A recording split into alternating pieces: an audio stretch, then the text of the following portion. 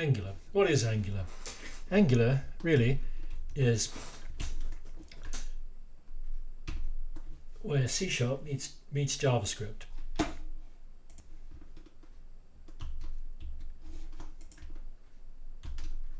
Because Angular is written in JavaScript, or more correctly, it's written in TypeScript. Let's just see what an Angular app looks like. So this is what an Angular app looks like.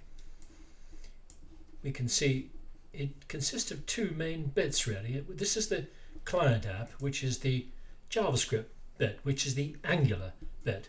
And this is whatever else we wish to accompany. For example, this is a service for getting the weather.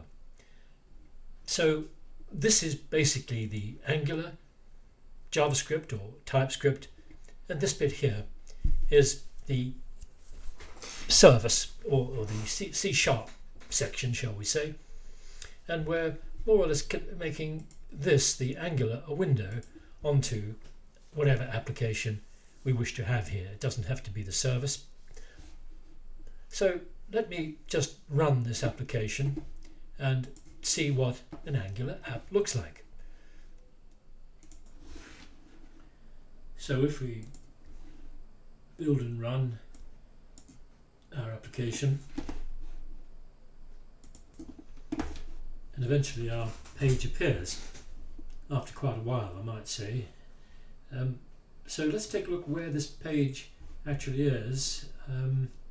We take a look in the client app. Now don't forget, this is the Angular, and this bit here is the C# app.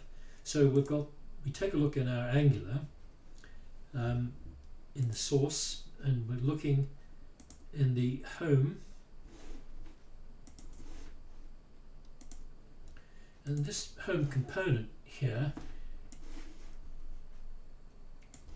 represents the page, the original. Now notice that it's pretty well HTML, but behind that page there's a TypeScript, a bit like Razor really, where you've got the HTML, but now instead of C# we've got TypeScript. This is the important component that we'll be talking a lot of, that Angular is constructed about components rather than HTML pages. Let's take a look at what this app does by clicking this counter and fetch data. Before that, I should have mentioned to you, I forgot to tell you that this is a default Angular Microsoft Visual Studio project. Now, as such, we get a bit more than we asked for. Basically, that's our Angular, and that's the main bit is our client app. But Microsoft has quite generously given us a couple of examples of how we use the Angular app, and one of them is this counter. So let's just click that and see what that does. Produces a simple counter which counts up, and the other one is fetch data, which goes off and finds some weather forecast data, which I will explain in a moment. So let's take a look at our counter.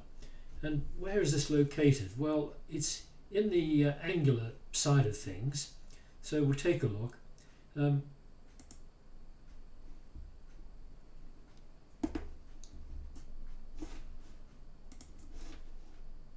At the app, and then counter. See, this is our counter. This is our fetch data corresponding to each of those. So the counter, here we are, and let's take a look at this. The counter component, HTML, and there's a little bit of HTML representing that page where we've got the button and the we need to explain all this in detail later. A bit of HTML up here corresponding to this. Let's take a look at the associated TypeScript.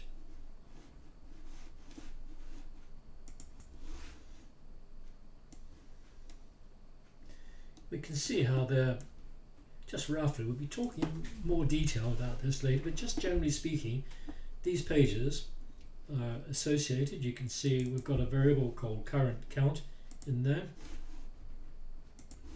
which is coupled to the current count variable. You can see correspondingly. And the association with the actual name of the HTML component, which you can see counter component HTML associated with the corresponding TypeScript file.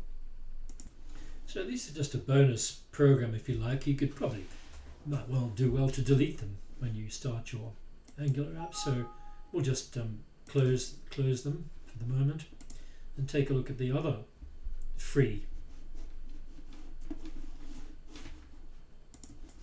app. Was the fetch data. So let's see how that works. It gets some weather forecast, but don't be fooled, this is not coming from the internet. It's actually built into our program, into our weather forecast, so which is here. So let's take a look at that code.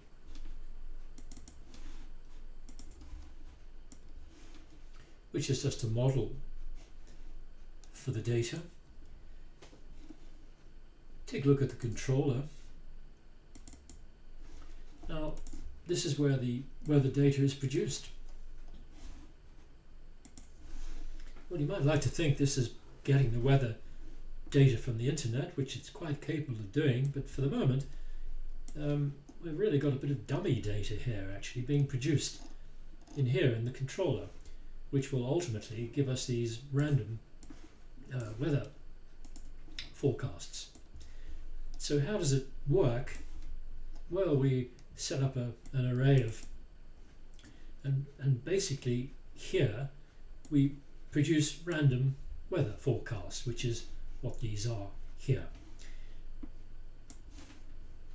It does that using a bit of lambda functions, which I'm going to explain this in detail a bit later. It's important to be able to fully understand lambdas and link.